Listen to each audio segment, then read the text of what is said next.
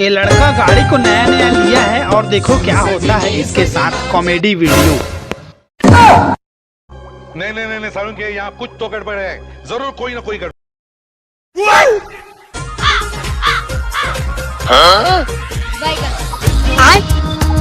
अबे अब क्या हो गया बे इसके साथ?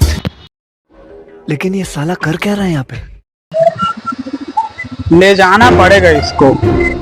चलो। अच्छा, एकदम ब्रांड मैकेनिक को दिखाऊंगा इसको।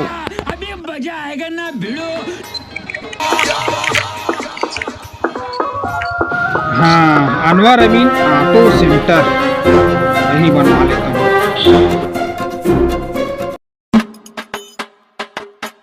अरे आओ तो रे, आओ तो गाड़ी मेरा बिगड़ गया, बना दे यार। आओ देखो तो।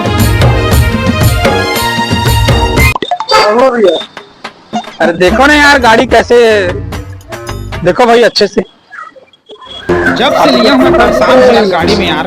देखो तो क्या प्रॉब्लम है भाई, अच्छे से बना देना यार तुम लोग यार। भैया गाड़ी को देखो ना यार गाड़ी के यार।